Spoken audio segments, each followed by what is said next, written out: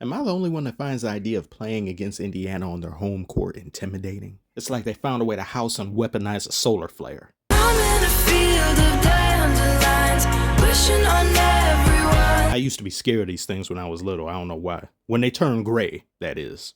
Peak trauma. Well, would you look at who just got out on parole from Azkaban? Get out my face, Bambi. You a false demigod. Oh, yeah? Back in my day, we would have made venison out your ass. Go take a nap before I give you a permanent one. You jive Greek turkey. Knicks fans, I'm sorry I didn't have a game 3. I'm sorry I didn't have a game 3 reaction, you motorized bitch. Ooh. It's 4 in the morning. Why does he do this? Where is he going? I hope he's driving to jail, because that's where he belongs. Before I was so rudely interrupted, Knicks fans, I'm sorry I didn't have a game 3 reaction. Life has gotten in the way. Cat was a motorized monster in the fourth quarter. He was playing like one of these. He was a mechanized maniac, built for heavy industry. Get off! Ow! Had some comments talking about, oh, you Knicks haters only talk about us when we lose. I don't care who wins these finals. I'm kind of rooting for the Pacers, but you can't go wrong either way because none of these teams have either had one in 50 years or they've never had one. And besides, I have no dog in this race. You sent my pup to the pound in the first round. Is it funny when you lose? Yeah. But I've had my fun at your expense already. Now watch as I defend you ungrateful Tim-wearing zealots. There were a slew of bad calls against the Knicks in the fourth quarter. This right here, it looks bad, but it isn't Josh Hart's fault. That was unintended. It's what comes with the territory of playoff basketball, yet these whistles with attitude think otherwise. This was ruled as a foul on Josh Hart. And all these happened consecutively, like this here. This was a loose ball, but they ruled it a foul on OG Anunoby. I don't know why. Oh, wait, yeah, I do, because they're acolytes of Satan. They have officiated these playoffs pretty horribly. Calls range from being excessive or unnecessary to blatantly soft regular season calls.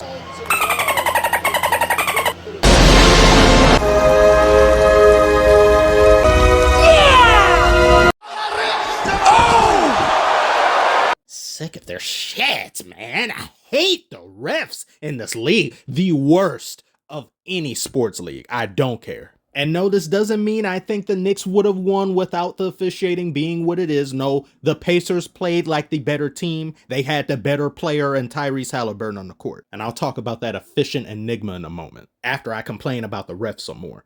There were challenges used by Thibodeau on 2 different occasions in this game, both of which were very good, very timely. The first one was used here. Haliburton clearly fouled Brunson here. Excellent challenge. And the second one was also successful. That's all good and gravy. Why do I lose a timeout if I'm right? Why do I lose a timeout for correcting your mistake?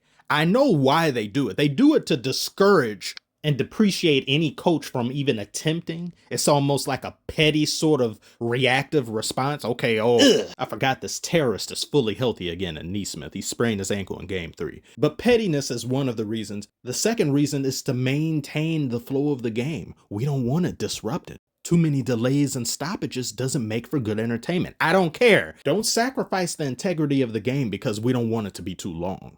I don't care if it's a Star Wars trilogy of quarters. So long as the game is properly officiated, I'm happy, or as happy as I can ever be. In my opinion, if your judgment is proven sound and logical as a coach and you continue to have your calls deemed successful, you should have unlimited challenges until you get them wrong and run out. Now let's talk about Tyrese Hallelujah. The man is an efficient demon, and he's a deadly sniper. Have some of you been paying attention to where he's at when he shoots some of these 3-pointers? And they'll be all net too. The net's glazing him. Is it possible to learn this power? Not unless you're a professional ice sculptor. Not only is he a gold medalist on the slopes, but he's also a cauliflower connoisseur. Look at how much time they gave him to shoot. He practically had enough time to install and play Raid Shadow Legends. Hoodwinked you, didn't I? Yeah, you. I bet you were scared. Oh no. Oh no, Skip. Skip.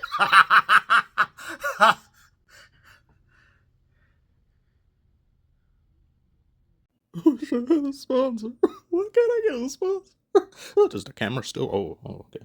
I'll edit that out. He had 62% true shooting percentage, 15 assists, 12 rebounds, 4 steals. Look at him mug a man on national television. He stole his purse in front of thousands of people, and nobody called the cops. It's an evil world we live in.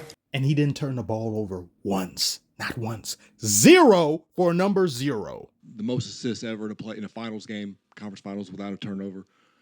And also the most combination points, rebounds, assists, steals with no turnovers in a game ever. Ever. What is that? Did you know that? And what is that like to do that? I mean, no, I didn't know that. I feel like we making up stats at some point to make me look better. Oh, he just like me. He just like me for real. I'll be feeling like people say I'm better than I actually am. I kind of hate myself too. Like, oh, your videos are so great and funny. Shut up, I'm trash. I was acting. Or was I?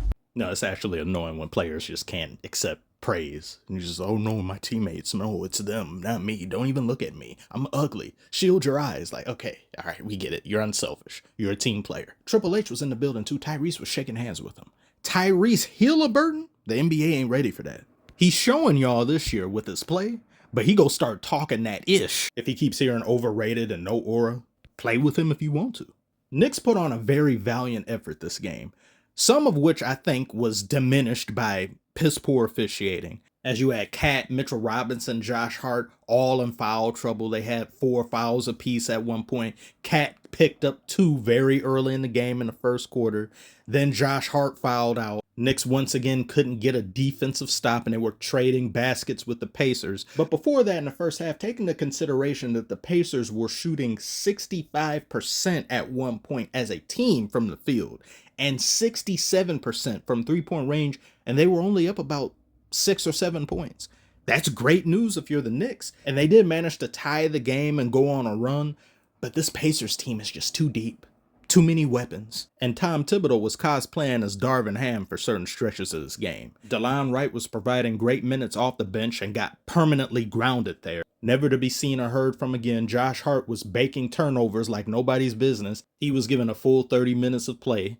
Mitchell Robinson was sent to the Bermuda Triangle in the fourth quarter. Then Thibodeau played Landry Shamet over Deuce. Tom, when Josh fouled out, you went to Landry. Why'd you choose him? Just, like we wanted some more shooting just to see if we can get some more threes up. Over Deuce? Yeah, just a little more size.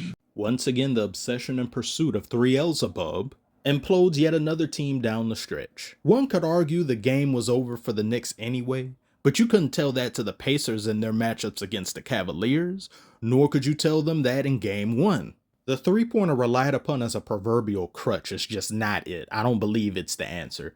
Defense will always win you the day. Hell, getting something on the board during your possession than settle for a haphazard forced 3 is far better in my opinion. That, of course, wasn't the sole reason this game turned out this way for the Knicks, but it's a symptom of an illness that plagues too many teams now in the league. The Knicks are more than capable of winning next game. I do think it's feasible, but coming back down 3-1 against this squad, nope, not doable. But what do you think about that? Share your thoughts in the comments below. Like and subscribe if you are new as always. Thank you all so very much for watching and your continued support, and I will see y'all on the next one.